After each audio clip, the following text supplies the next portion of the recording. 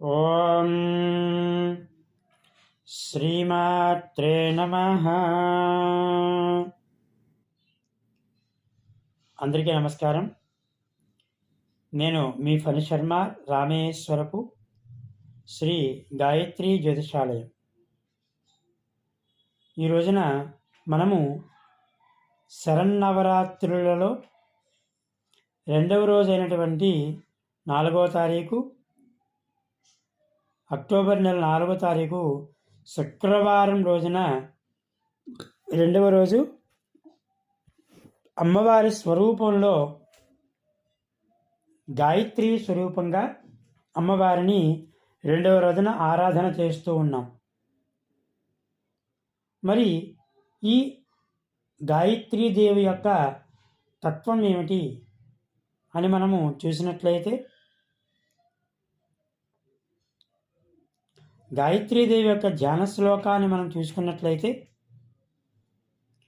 ముక్తా విద్రుమహేమనీరధవలశ్చాయేర్ముఖైస్త్రియక్షణైః యుక్తామిందునిబద్ధరత్నముకుటాం తత్వార్థవర్ణాత్మికాం గాయత్రీం వరదాభయాం కుశకశాం శుభ్రం కపాలం గదాం శంఖం చక్రమథారవిందయుగళం హస్తేర్వహంతీం భజే. ఈ విధంగా గాయత్రీ మాతను వేదాలలో స్తుతించడం జరిగింది. గాయతాం త్రాయతే ఇది గాయత్రి అని చెప్పి, అయితే ఎవరైతే గాయత్రీ మంత్రాన్ని పఠిస్తారో వారిని అమ్మవారు రక్షిస్తూ ఉంటుంది అని చెప్పి, బీజాక్షరాలతో కలిపి ఉండేటటువంటి మహామంత్రం శ్రీ గాయత్రీ మంత్రం. అలాగే గాయత్రీ మంత్రానికి మించినటువంటి మంత్రం లేదు అని చెప్పి, అలాగే తల్లికి మించిన దైవం లేదు అని చెప్పి, కాబట్టి ఈ గాయత్రీ మంత్రాన్ని ఎవరైతే పఠిస్తారో, గాయత్రీ స్వరూపంలో అమ్మవారిని ఎవరైతే ఆరాధిస్తారో వారికి ప్రకృతిలోని ఉన్నటువంటి అపారమైన శక్తి మనలోకి ప్రవేశిస్తూ ఉంటుందిట. ఆ గాయత్రీ మంత్ర జపం చేయడం వల్ల, గాయత్రీ మాతను ఆరాధన చేయడం వల్ల, అలాగే శ్రద్ధతో జపించినట్లయితే చాలా మంచి మంచి ఫలితాలు అనేవి గాయత్రీ మంత్రం జపం చేయడం ద్వారా మనకి కనిపిస్తూ ఉంటుంది. ఆధ్యాత్మిక సంబంధించిన విషయాలలో చాలా ప్రాముఖ్యము ఈ గాయత్రి అమ్మవారు.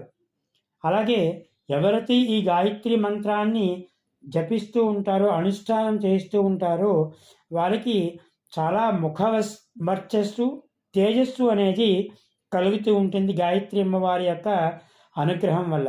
అంటే ఏ మంత్రం అనుష్ఠానం చేసే వారికైనా సరే ఆ తేజస్సు అనేది ఉంటూ ఉంటుంది, కానీ గాయత్రి మంత్రం అనుష్ఠానం చేసే వారికి ఇంకా ఎక్కువగా ఉంటుంది అని చెప్పి వచనం. అలాగే మంత్ర సాధనలో చాలా ముఖ్యమైనది ఈ యొక్క గాయత్రి మంత్రం. దీన్నే యూనివర్సల్ ఎనర్జీ అని అంటారు. కాబట్టి 24 ఋషులు 24 మంత్రాలతో చెప్పబడింది. ఋగ్వేదంలో చెప్పబడినటువంటి మంత్రము ఈ యొక్క గాయత్రీ దేవి యొక్క మంత్రం. ఎవరైనా సరే ఖచ్చితంగా 41 రోజుల పాటు ఈ మంత్రాన్ని 1 గంట సేపు ధ్యానం చేసినా, 1 గంట సేపు ఒకే ఆసనం మీద కూర్చుని అనుష్ఠానం చేసినా, ఒకే ఆసనం మీద కూర్చుని ఈ మంత్రాన్ని 1 గంట సేపు శ్రవణం చేసినా, వినడం ద్వారా సాధన చేసినట్లయితే ఖచ్చితంగా చాలా చాలా మంచి ఫలితాలు కలుగుతున్నాయి అని చెప్పి ఎన్నో ప్రయోగాల ద్వారా తెలుసుకున్నారు. మరి శ్రీకృష్ణ పరమాత్మ లాంటి వారే ఈ యొక్క గాయత్రీ మంత్రం గురించి భగవద్గీతలో మంత్రాలలో నేను గాయత్రీ మంత్రాన్ని అని చెప్పారు భగవానుడు. కాబట్టి కాస్మెటిక్ మూమెంట్ అనేది ఈ గాయత్రీ మంత్రం ద్వారా చాలా కలుగుతూ ఉంటుంది అని, ఎనర్జీ చాలా కలుగుతుంది, శక్తి మంత్రం ద్వారా. అలాగే ఉపనయనం చేసినటువంటి సందర్భంలో ఈ గాయత్రి మహామంత్రాన్ని ఉపదేశం చేస్తారు గురువులు. అలాగే 24 ముద్రలతో ఈ మంత్రము విరాజిల్లుతూ ఉంటుంది. ఈ గాయత్రీదేవిని మనము చూసినట్లయితే ఈ గాయత్రి అమ్మవారు 10 చేతులతోనూ 5 ముఖాలతో విరాజిల్లుతూ ఉంటుంది. ఆయుధాలు, పుష్పము, అభయహస్తము, వరదహస్తము, గద, శంఖము, చక్రము, అలాగే పుష్పము, ఇవన్నీ కూడా ఈ అమ్మవారు ధరించి ఉంటుంది, ఈ గాయత్రి అమ్మవారు. కాబట్టి ఈ గాయత్రి అమ్మవారిని ఆరాధించిన వారికి ఈ గాయత్రి మహామంత్రాన్ని ఎవరైతే సూర్యోదయానికి పూర్వమే లేచి శుచి అయి ఈ అమ్మవారిని సూర్యోదయానికి ముందే లేచి అనుష్ఠానం చేస్తారో, లేదా ఈ మంత్రాన్ని ఎవరైతే సాధన చేస్తారో, లేదా ఈ అమ్మవారిని ఎవరైతే పూజిస్తారో, లేదా ఈ అమ్మవారి మంత్రాన్ని ఎవరైతే శ్రవణం చేస్తారో, ప్రశాంతంగా విన్నా చాలుట ఈ మంత్రాన్ని, వారందరికీ కూడా అమ్మవారి యొక్క అనుగ్రహం వల్ల ఎంతో ఎనర్జీ కలిగి చాలా చాలా ఎక్కువ బాధలు కష్టాలలో ఉన్న వారిని కూడా ఈ అమ్మవారు తీర్చేస్తూ ఉంటుంది. కాబట్టి మన యొక్క తలరాతిని మార్చేటటువంటి మహామంత్రం ఈ గాయత్రీదేవి యొక్క మంత్రం.